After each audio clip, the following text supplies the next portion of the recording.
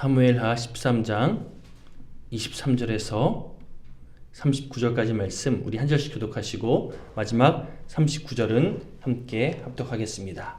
사무엘하 13장 23절에서 39절 찾으신 줄 알고 23절부터 공독합니다. 만 2년 후에 에브라임 곁 바알 하솔에서 압살롬이 양털을 깎는 일이 있음에 압살롬이 왕의 모든 아들을 청하고 압살롬이 왕께 나아가 말하되 이제 종에게 양털 깎는 일이 있사오니 청하건대 왕은 신하들을 데리시고 당신의 종과 함께 가사이다 하니 왕이 압살롬에게 이르되 아니라 내 아들아 이제 우리가 다 갈 것 없다 내게 누를 끼칠까 하노라 하니라. 압살롬이 그에게 간청하였으나 그가 가지 아니하고 그에게 복을 비는지라. 압살롬이 이르되 그렇게 하지 아니하시려거든 청하건대 내 형 암논이 우리와 함께 가게 하옵소서. 왕이 그에게 이르되 그가 너와 함께 갈 것이 무엇이냐 하되 압살롬이 간청하매 왕이 암논과 왕의 모든 아들을 그와 함께 그에게 보내니라. 압살롬이 이미 그의 종들에게 명령하여 이르기를 너희는 이제 암논의 마음에 술로 즐거워할 때를 자세히 보다가 내가 너희에게 암논을 치라 하거든 그를 죽이라. 두려워하지 말라. 내가 너희에게 명령한 것이 아니냐. 너희는 담대히 용기를 내라 한지라. 압살롬의 종들이 압살롬의 명령대로 암논에게 행하매 왕의 모든 아들들이 일어나서 각기 노새를 타고 도망하니라. 그들이 길에 있을 때에 모든 아들들을 죽이고 하나도 남기지 아니하였다는 소문이 다윗에게 이르매 왕이 곧 일어나서 자기 옷을 찢고 땅에 드러놓고 그의 신하들도 다 옷을 찢고 모셔 선지라. 다윗의 형 시므아의 아들 요나답이 아뢰어 이르되 내 주여 젊은 왕자들이 다 죽임을 당한 줄로 생각하지 마옵소서. 오직 암논만 죽었으리라. 그가 압살롬의 누이 다말을 욕되게 한 날부터 압살롬이 결심한 것이니이다. 그러한즉 내 주 왕이여 왕자들이 다 죽은 줄로 생각하여 상심하지 마옵소서. 오직 암논만 죽었으리이다 하니라. 이에 압살롬은 도망하니라. 하수하는 청년이 눈을 들어 보니 뒷산 언덕길로 여러 사람이 오는도다. 요나답이 왕께 아뢰되 보소서 왕자들이 오나이다. 당신의 종이 말한 대로 되었나이다 하고 말을 마치자 왕자들이 이르러 소리를 높여 통곡하니 왕과 그의 모든 신하들도 심히 통곡하니라. 압살롬은 도망하여 그술왕 암미울의 아들 달메에게로 갔고 다윗은 날마다 그의 아들로 말미암아 슬퍼하니라. 압살롬이 도망하여 그술로 가서 거기 산지 3년이라. 39절 다윗 왕의 마음이 압살롬을 향하여 간절하니 암논은 이미 죽었으므로 왕이 위로를 받았음이더라. 아멘. 가장 작은 단위의 교회가 저는 가정이라고 생각합니다. 그리고 가정과 가정들이 모여서 교회를 이뤄가지요. 그런 맥락에서 교회는 또 다른 의미에서 큰 가족이라 할 수 있습니다.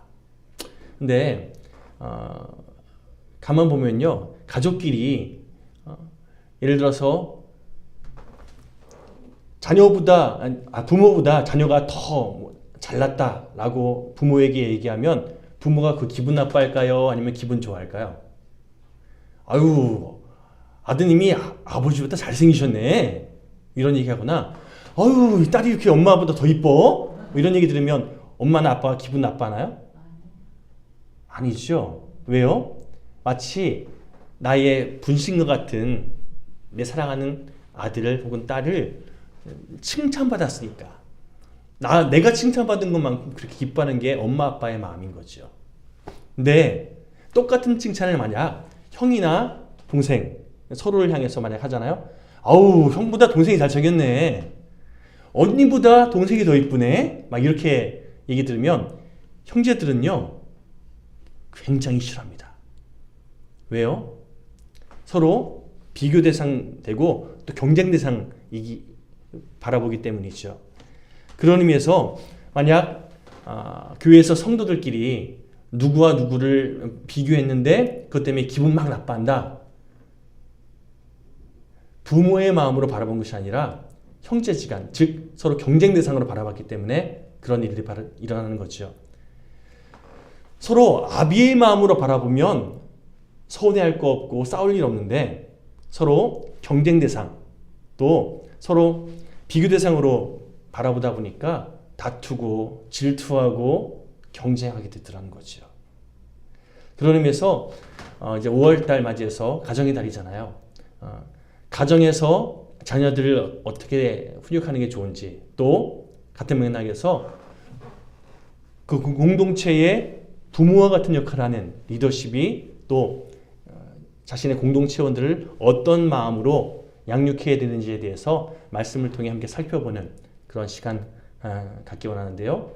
오늘은 압살롬이라는 다윗의 아들 이야기를 함께 살펴보면서 과연 어떻게 하는 것이 옳았는가 또 어떻게 잘못된 선택을 한 결과 어떤 일이 벌어졌는가에 대해서 함께 살펴보는 그리고 우리에게 있어서 하나님께서 어떤 상황을 허락하실 때 어떻게 처신하고 어떻게 결정하는 것이 하나님의 뜻인가에 대해서 함께 분별하고 묵상해보는 그런 시간을 갖기 원합니다.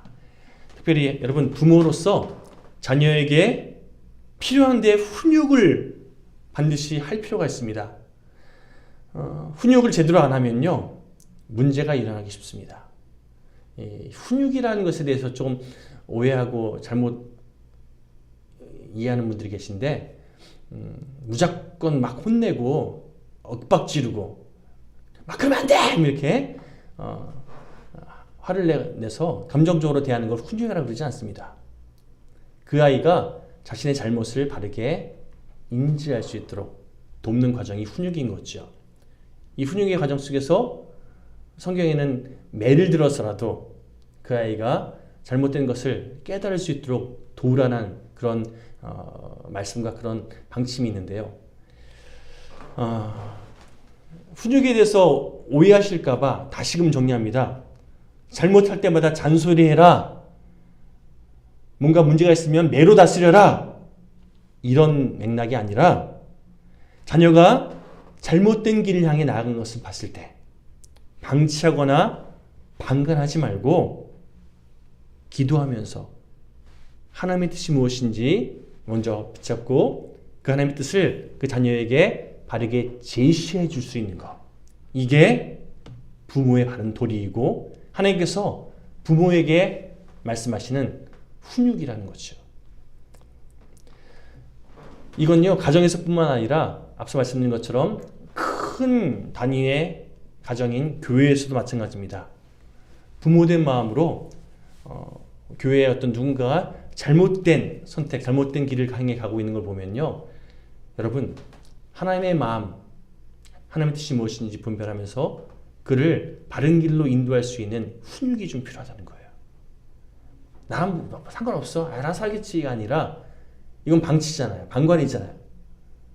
그를 위해서 기도하고 그가 바른 길을 향해, 바른 선택을 향해 다시금 돌이킬 수 있도록 하나님께서 기뻐하시는 삶을 향해 다시금 정상 궤도로 돌아설 수 있도록 계속해서 돕는 이 과정이 필요하다는 거죠. 오늘 본문은요, 자녀에게 필요한 훈육이 있는데 그걸 제대로 행하지 않고 방치한 결과 어떤 일이 벌어졌는지에 대해서 우리에게 소개합니다.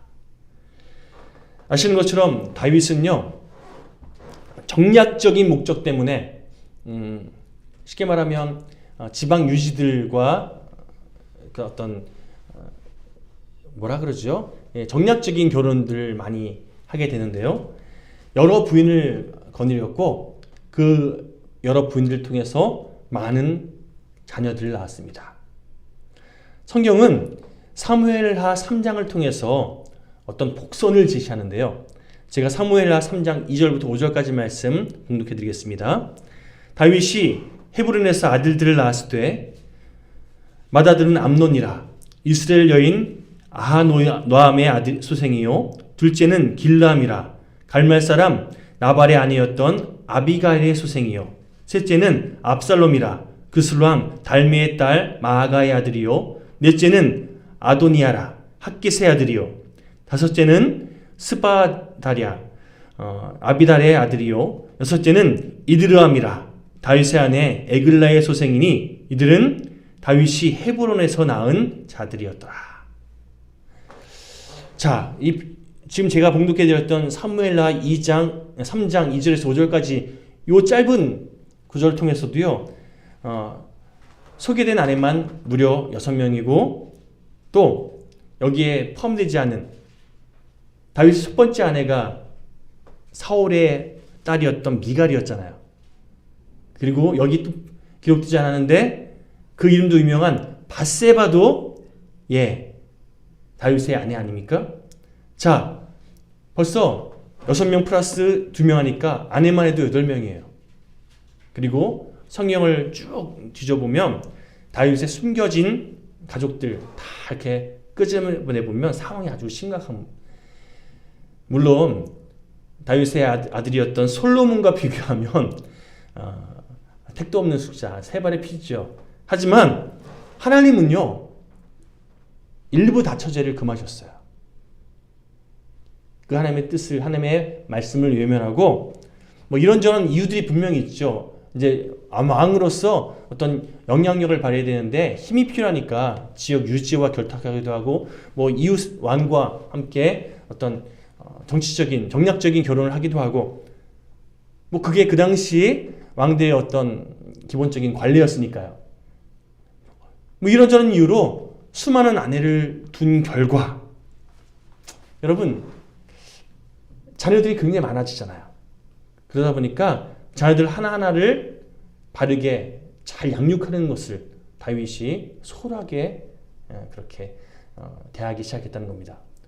자녀가 만약 하나밖에 없다 그러면 아마 다윗이 그 자녀 하나를 위해서 아마 정성을 다해서 하나님에 대해서 가르치고 하나님께 순종하는 말씀의 사람이 되는 것에 대해서 아마 좋은 본을 보이며 살아가겠는데 자녀가 많다 보니까요. 그냥 당장 급한 거 왕으로서 해야 할 여러 가지 정치적인 부분들에 신경 쓰다 보니까 자녀에 대해서 자녀 양육, 자녀 교육에 대해서 소홀하게 그렇게 할 수밖에 없었다는 거죠.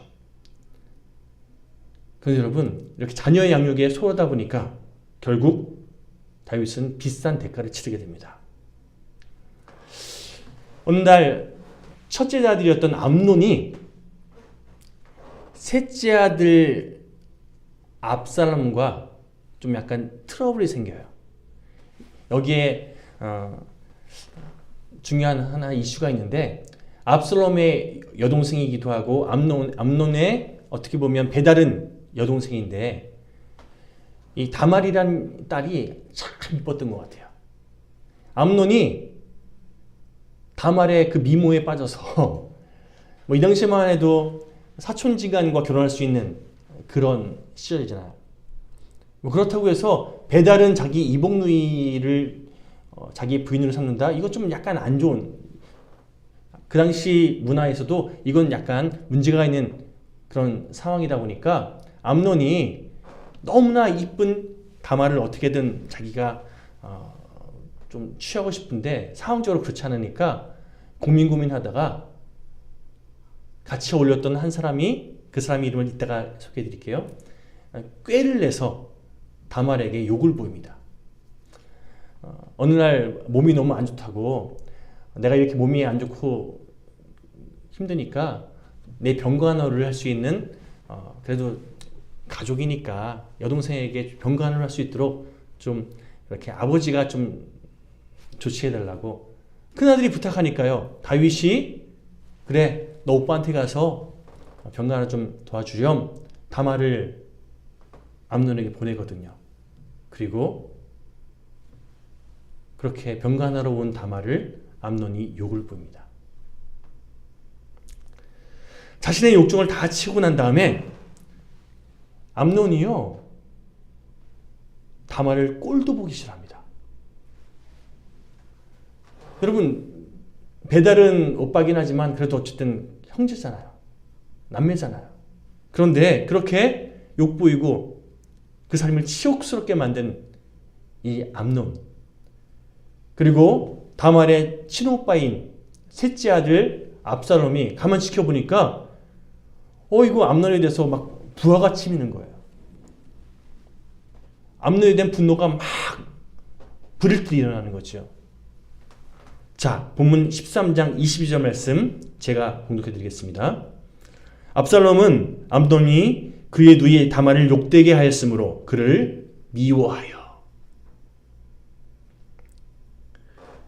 자기 누이를 욕보인 이복형 암논이 너무나 미운데, 하지만 압살롬은요 일단 말없이 기다렸습니다. 왜냐하면 아버지인 다윗 왕이 반드시 훈육하고 뭔가 조치를 취할 줄을 믿었기 때문에. 자, 제가 본문 13장 20절 말씀을 또 봉독해 드릴게요. 그의 오라버니 압살롬이 그가 다말이에요. 다말에게 이르되 내 오라버니 암논이 너와 함께 있었느냐? 그러나 그는 내 오라버니니 누이야. 지금은 잠잠히 있고 이것으로 말미암아 근심하지 말라 하니라. 아버지가 뭔가 조치를 취할 거야. 기다려보자. 이렇게 얘기했다는 거예요. 다윗이 그 얘기를 듣고 암논이 자기 이복 여동생 욕보인 그 이야기를 듣고 나서 21절 보면 한번 이번에 함께 봉독해 볼까요? 시작. 다윗 왕이 이 모든 일을 듣고 심히 노하니라. 이 말도 안 되는 일을 향한 암논에 대해서 화를 냈어요. 그런데 여러분, 이렇게 화를 냈던 다윗 왕이 이게 무슨 일인지 다음 후속 조치를 안 해요. 아무런 조치를 취하지 않고 2년이라는 시간이 흘러갑니다. 맏아들 암논에 대한 애정 때문이었는지, 아니면 예전에 자신도 욕정 때문에 뭔가 잘못을 저지른 그 사건이 있었잖아요. 그것을 생각하고 나서 나도 그랬는데 뭐 이런 생각으로 아들의 그 죄를 덮어버린 건지, 아니면 이 왕으로서 왕가의 명예를 지키겠다는 이런 생각이었는지, 아니면 예전에 나단이 선포했던 것처럼 치욕을 당할 일이 있을 거다. 너가 대가를 치르게 될 거다. 한마디로 이게 하나님의 뜻인가 싶은 마음에 내 죄값으로 이렇게 이런 일이 벌어졌구나 하면서 그냥 덮어버린 건지, 뭐 어떤 이유인지를 성경은 기록하고 있지 않기 때문에 우리는 알 수 없지만, 그러나 분명한 사실은요, 다윗이 그 사건을 덮어버렸어요. 어떤 암논에 대해서 훈계하고 그 잘못을 정확하게 그러니까 조치해 준 게 아니라 덮어버렸어요. 아무 일 없다는 듯이 2년이라는 시간이 흘러간 거예요. 그리고 그 결과 아버지가 뭔가 조치해 주겠지 하면서 기다리고 있던 압살롬 마음 가운데, 여러분, 분노가 이제는 암논을 향한 완전한 미움으로 내가 암논 죽이고 말겠다라는 이런 살인 충동으로 이어지게 된 거죠. 여러분, 사실 다윗이 뭔가 조치를 취해야 됐습니다. 아까 말씀드렸던 여러 가지 이유 때문에 덮어야지가 아니라 오히려 여러분, 자기의 사랑하는 딸이 인생을 망쳤어요, 지금. 그러면 다말이 명예를 회복할 수 있도록, 또 다말이 자신의 삶을 다시금 회복할 수 있도록 조치를 취해줘야죠. 그리고 잘못된 선택을 했던 첫째 아들 암논도 너 그거 잘못된 거야. 다시는 그러면 안 돼. 말로가 아니라 그가 삶으로 그 잘못을 되갚을 수 있도록 조치를 취했어야 마땅합니다. 그런데 바른 방향을 제시하지도 않고 덮어버렸어요. 그로 인해 다말 매일 밤뿐만 아니라 매 순간 압살롬 집에 이렇게 머물면서 얼마나 서글프게 초라한 모습으로 지냈겠습니까? 그런 자기 여동생의 모습을 보면서 압살롬이요, 분노가 계속 누적되는 거죠. 너무나 밝은 미소로, 너무나 아름다운 외모로 모두에게 사랑받던 나의 여동생이 이제는요, 사람들의 시선을 기피하고 또 집에서 운둔하며 이렇게 완전 망가진 모습으로 지내는 것을 보면서 압살롬의 마음이 어떤 마음이었을지 우리 상상해 볼 수 있지 않습니까? 압살롬은요, 아버지를 믿었어요. 그래서 여동생에게 좀 믿고 기다려보자 라고까지 말했어요. 그런데 아버지는요, 아무런 조치를 취하지 않습니다. 결국 2년이라는 시간 동안 압살롬이 어떤 생각, 어떤 마음을 품었을지 뭐 상상해 보지 않아도 단계적으로 흐름이 딱 그려지지 않습니까? 여러분, 사람은요, 뭔가를 생각하면 생각할수록 그 생각이요, 점점 더 이렇게 커져가게 돼 있어요. 에코 현상이라고 해서 뭔가 얘기하면 그게 점점 이렇게 확산되잖아요. 특히 부정적인 생각은요, 어떤 문제, 어떤 걱정이 있을 때 밤에 그 걱정 가지고 막 밤새도록 생각해 보신 적 있으시죠? 생각이 생각을 낳고 생각이 생각을 낳아서 사실 아무것도 아닌 문제에도 다음날 아침 되면 이만큼 큰 문제가 되는 경우 참 많이 있잖아요. 암논을 미워하는 마음이 아버지가 아무런 조치하지 않는 아버지에 대한 분노와 또 암논을 향한 그런 증오로 계속 확장되기 시작하면서 내 동생 내가 원수 갚아줘야겠다. 내 동생의 신세를 망친 저 암논 내가 죽여버리고 말 거야. 살인계획까지 이어지게 된 겁니다. 그리고 오늘 본문에서 함께 살펴본 것처럼 암논이 자신의 그 욕정을 채우기 위해서 아버지를 이용했잖아요. 아버지를 통해서 다말이 자기에게 오게 했잖아요. 똑같은 방법을 취해요. 아버지를 통해서 암논이 자기가 준비한 잔치에 참여하게끔 그렇게 만들어요. 아버지가 철저하게 이용당해요. 아버지가 만약 바른 처신을 했으면요, 그런 이용당하지 않죠.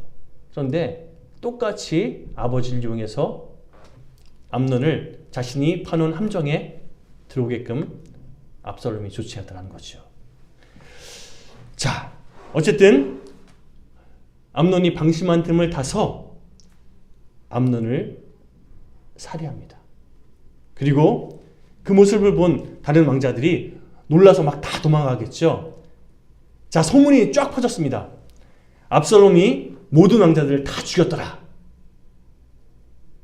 아직 왕자들은 홍비백산 도망치고 나서 아직 왕에게 가지도 못했어요. 그런데 소문이 먼저 다윗 왕에게 도착했습니다. 왕자들을 다 압살롬이 죽였다. 그 얘기를 듣고 나서 다윗이 정말 하늘이 무너지는 듯한 그런 절망을 느끼죠. 그런 다윗을 보면서 자, 아까 제가 암논에게 뭔가 안 좋은 편법을 소개해줬던 친구가 있었다고 그랬잖아요. 그 친구가 누구냐면 다윗의 형이었던 시므아의 아들이자 또 암논의 사촌 요나답이라는 사람이 그런 꼼수를 알려준 거거든요. 이 요나답이 가만 보니까 그동안 압살롬이 암논에 대한 분노를 키우고 있었다는 걸 알고 있었던 것 같아요.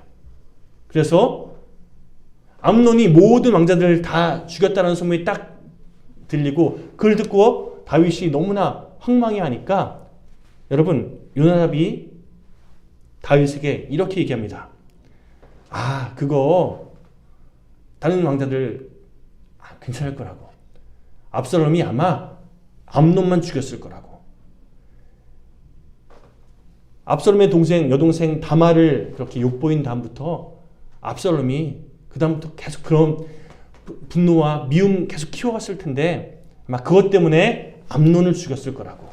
다른 왕자들은 괜찮을 테니까 너무 그렇게 염려하지 마시라고. 자, 뭘 할 수 있습니까? 이 요나답은요, 압살롬의 상태를 알고 있었어요. 또 압살롬이 이 분노를 계속 키우고 있는 걸 뻔히 알고 있었던 것 같아요. 그렇죠? 그러면 암논이라든지 또 혹은 다윗이라든지 뭔가 조치를 취했어야 되는데 그냥 지켜만 보고 있었던 거예요. 그리고 그 지켜본 이 수수방관이 결국에는 이런 끔찍한 살인을 그냥 원인 제공한 거죠. 그거 알고 있었으면 다윗에게든 아니면 암논에게든 조심시키고 압살롬 그 상한 마음 어떻게든 좀 달래줘야 된다. 이렇게 조치했어야 되는데 그냥 아무런 조치하지 않고 있다가 내가 그거 아는데요. 압살롬이 아마 그렇게 분노한 마음 키워서 결국 이렇게 된 것 같네요. 알고 있었으면 조치를 취했어야죠. 그렇지 않습니까? 이렇듯 다윗은요 불의를 보고 알고 있었음에도 불구하고 그것에 대해서 바른 조치를 취하지 않았고, 또 요나답이라는 다윗의 조카이기도 하고 또 암논의 친구이자 사촌이었던 이 요나답은요 분명히 문제가 있는 걸 알고 있었음에도 불구하고 수수방관, 문제 해결을 위해서 애쓴 게 아니라 수수방관, 그냥 자기 실속만을 챙기면서 나와 상관없는데 이렇게 방치한 결과 결국 악한 결과가 만들어지는 원인 제공을 하게 된 거죠. 압살롬만 탓할 게 아니라 요나답, 다윗 다 문제 있는 거죠. 그렇지 않습니까? 우리들 역시 우리 주변에 뭔가 문제가 있는 것이 보일 때 그 부분에 대해서 바른 해결을 위해서 애쓰지 않으면요 이런 비슷한 일들, 뭐 내용과 어떤 정도의 차이는 다 다를 뿐 또 다른 문제를 양산해내는 그런 원인 제공자가 될 수 있다는 거예요. 그러니 만약 하나님께서 뭔가 문제를 우리에게 보여주시면요 나와 상관없지 뭐 하는 게 아니라 그 문제 해결을 위해서 기도하고 또 하나님의 도구로 쓰임받는 것, 이것이 우리 영육교회 모든 교우들의 모습이 되길 소망합니다. 그래야 된다는 거예요. 요나답이 만약 중간에 나섰으면, 다윗이 만약 문제 해결을 위해서 최선을 다해 애썼으면 이런 문제 발생하지 않았다는 겁니다. 그리고 나중에 압살롬이요 결국에는 이런저런 일들이 커지고 나니까 나 이제 왕자로서 여러 가지 누릴 수 있는 그런 혜택들 다 박탈당하는 이런 상실감이 커지니까 이럴 거면 내가 왕이 되지 뭐, 쿠데타를 일으키는 원인을 또 제공하게 되죠. 압살롬은 잘못했어요. 하지만 그 원인을 누가 제공했다고요? 다윗이 제공했다는 거예요.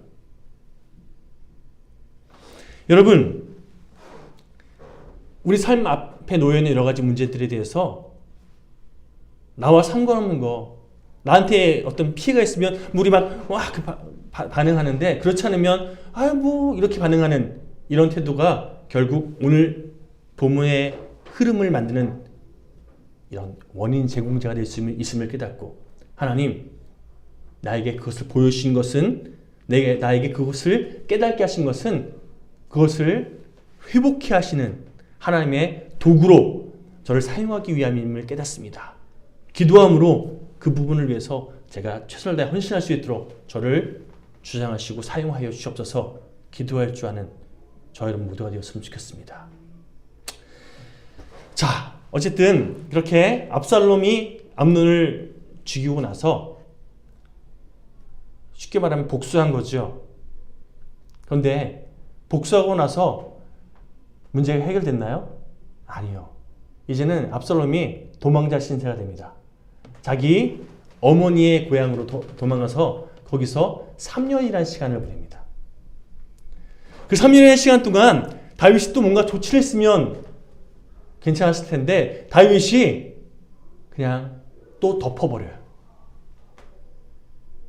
2년 동안 분노를 키웠던 압살롬이 3년 동안 버림당한 시간을 보내고 나니까 그 시간 동안 압살롬은요 아버지에 대한 완전한 뭐랄까요 신뢰를 잃어버리고, 쉽게 말하면 쿠데타의 불씨가 그때 이제 만들어지기 시작했다라고 성경학자들은 말합니다. 여러분, 존 비비어 목사님이 쓰신 존중이라는 책의 내용을 잠깐 소개해 드릴까 하는데요. 내용을 읽어드릴게요. 그대로 읽어드리겠습니다. 자녀들과 문제가 있어서 저와 상담하던 부모들 가운데 훈육에 대해, 특별히 매를 드는 것에 대해 부정적인 분들이 참 많았습니다.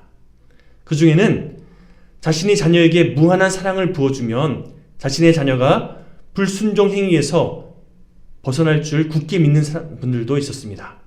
한마디로 요즘은 누가 매를 때려요. 말로 잘 해결할 수 있는데 우리가 사랑 잘 자녀 양육하면 매 필요 없어요. 매니 그건 무식한 사람들이 하는 짓입니다. 이렇게 말하는 사람이 있었다는 거죠.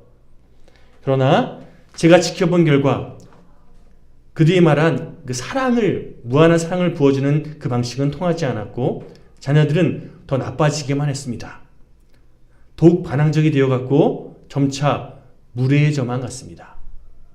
흥미롭게도 훈육 대신에 사랑만 받은 자녀들은 아이러니하게도 자기 부모를 멸시하기까지 했습니다. 하나님께서는 자녀를 훈육하지 않는 부모는 사실 말하자면 자녀를 미워하는 것이라 말씀하셨습니다. 매를 아끼는 자는 그의 자녀를 미워함이라. 자식을 사랑하는 자는 근실이 징계하느니라. 잠언 13장 24절 말씀. 그리고 잠언 29장 15절을 통해 말씀하시는 것처럼 채찍과 꾸지람이 지혜를 주거늘 임의로 행하게 버려둔 자식은 어미를 욕되게 한다. 이 하나님의 말씀을 기억하라. 이 책의 내용이에요. 그러면서 이 존 비비어 목사님이 이런 결론을 이야기하는데요. 부모들이 하나님의 이 말씀의 권고를 듣지 않고 훈계를 아끼는 것은 어떤 의미에서 보면 그들 자신이 하나님보다 더 지혜롭다고 생각하는 교만함 때문이다. 내가 하는 게 맞다는 거죠. 근데 하나님께서는요, 자녀가 바른 길로 그렇게 자녀를 돌이키기 위해서는 매도 아끼지 마라. 그런 하나님의 뜻이 무엇인지 바르게 분별한다면, 여러분, 자녀를 위해서 무조건 사랑만 부어준다?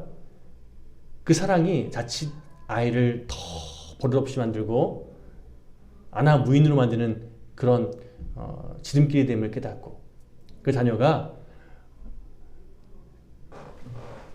누군가에 대해서 두려워하는 마음, 누군가에 대해서 경외하는 마음을 품을 수 있도록 매로 훈계할 수 있는 이런 양육이 좀 필요하다는 거죠. 그래야 내가 맞다고 막 자기 고집하는 것이 아니라 때때로는 자기의 주장을 꺾을 줄도 알고, 그리고 다른 사람 혹은 윗사람의 말에 순종할 수 있는 그런 건강한 사회인이 될 테니까요. 그런 사람이 하나님의 뜻을 이뤄가는 건강한 하나님의 백성이 될 테니까요. 여러분, 자녀뿐만 아니라 여러분들은 자녀 다 키우셨잖아요. 이제 여러분들 말하는 거 자녀들이 듣나요? 하지만 여러분들의 손주들, 그리고 여러분들이 교회에서 만나는 그 어린 자녀 같은 그런 여러분들의 믿음의 동역자들, 어떻게 대해야 할지, 어떻게 양육해야 될지에 대해서 오늘 말씀을 통해서 우리가 좀 바른 방법을 좀 찾아보는, 또 깨닫게 되는 그런 시간 되었으면 좋겠습니다. 예를 들어서라도 이 표현은요, 여러분, 감정적으로 막 자녀를 다스리라 이게 아니라 그 자녀가 바른 길로 나갈 수 있다면, 여러분, 매를 때린 만큼 또 그 자녀를 회복시키기 위해서 얼마나 또 많은 수고가 필요합니까? 그렇죠? 우리나라 부모가 매 때리고 나서 다시금 그 다음에 케어만 안 하는 것 때문에 자녀들이 상처받고 엄마 무서워, 아빠 무서워 이런 소리 말하는데, 성경이 말하는 매는요, 매를 때린 만큼 또 사랑으로 보듬어주는 그 다음 단계가 있을 때 이게 진짜 훈육이라는 거죠. 그럴 때 엄마는 날 사랑하고 있어. 엄마가 날 사랑해서 그 매를 들었구나. 자녀가 깨달을 수 있도록. 뒷작업이 없으면요, 엄마 아빠의 사랑을 느끼지 못하는 거죠. 깨닫지 못하고 엄마는 나 미워해, 아빠 나 싫어하나 봐, 이렇게 오해할 수밖에 없다는 거죠. 동일하게 여러분, 우리 하나님께서 맡겨주시는 영적인 자녀들, 매를 들다는 표현은요, 그만큼 정말 열심을 다해서 그들에게 도움을 주라는 거예요. 그리고 그만큼 그들을 사랑으로 보듬어 줄 수 있는 헌신을 하라는 거예요. 우리 영일교회 모든 교우들이 맡겨주신 그 어린 자녀들을, 어린 영혼들을 사랑으로 훈육하고 사랑으로 품을 수 있는 그런 건강한 양육자가 되어서 아비의 마음으로 서로가 서로를 성장시키는 그런 복된 공동체가 되기를 간절히 소망합니다. 그리고 여러분들의 자녀들, 여러분들의 손주들을 그렇게 믿음 안에서 바르게 양육하는 저런 모두가 되시기를 간절히 축원드립니다. 여러분, 혹시나 우리 주변에 잘못된 길을 걷고 있는 그런 가정들이 보이면요, 앞서 말씀드린 것처럼 수수방관하지 않고 그 가정을 위해서 기도하고 그 가정이 바른 방향으로 회복될 수 있도록 내가 헌신할 수 있는 이런 과정들이 우리에게 계속해서 쌓여갈 때, 여러분, 우리가 만나는 영혼들이, 우리가 밟는 그 모든 땅이 하나님 나라 확장을 일으키는 그런 하나님의 뜻 안에서 귀하게 쓰임받는 과정이 되는 점 있습니다. 여러분, 그 일에 저 여러분들이 아름답게 쓰임받길 소망합니다. 우리 가정이 주님 안에서 아름답게 성장하고 우리가 만나는 사람들이 주님의 뜻 안에서 건강하게 성장할 수 있도록 주님, 저를 사용하여 주시옵소서. 함께 결단하심으로 훗날 다윗이 압살롬의 쿠데타 사건 이후로 자신이 잘못했던 그 모든 과정들에 대해서 다시금 깨닫고, 그래서 압살롬은 품기를 선택하는 이런 선택, 지난 주일날 함께 묵상했죠?